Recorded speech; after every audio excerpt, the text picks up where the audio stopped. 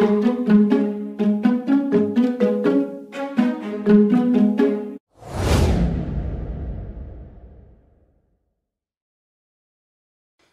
পরশু থেকে শুরু হলো এবছরের আইএসএল সিজন এবং মোহনবাগান ইতিমধ্যে তাদের একটি ভাইটাল ম্যাচ মুম্বাই সিটি এফসির সাথে খেলে নিয়েছে এবং এতদূর পর্যন্ত সকল মোহনবাগান দর্শকদের কাছে পরিষ্কার হয়ে গিয়েছিল যে এই 6 বিদেশিদেরকে নিয়েই মোহনবাগান আইএসএল এবং এসিএল সিজন খেলতে চলেছে।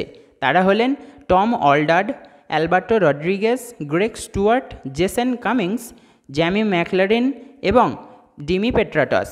কিন্তু এখানেই শেষ নয়, মোহনবাগান দিল আরও একটি চমক। সেটি আর কেউ নয়, মেলবোর্ন সিটি এফসির ভরসাযোগ্য পর্তুগালের সেন্টার ব্যাক নুনো রেইস। কিছুদিন আগে খবর বেরিয়ে এসেছিল যে এই প্লেয়ারটি সই করে ফেলেছে বাংলার আরেক প্রধান মোহামেডানে, কিন্তু সকল রিউমারকে ভুল প্রমাণ করে আজ পর্তুগিজ এই সেন্টার ব্যাক যোগ দিল মোহনবাগানের রক্ষণভাগে। সেন্টার ব্যাক পজিশনের পাশাপাশি এই প্লেয়ারটি খেলতে পারে ডিফেন্সিভ মিডফিল্ড এবং রাইট ব্যাক পজিশনেও।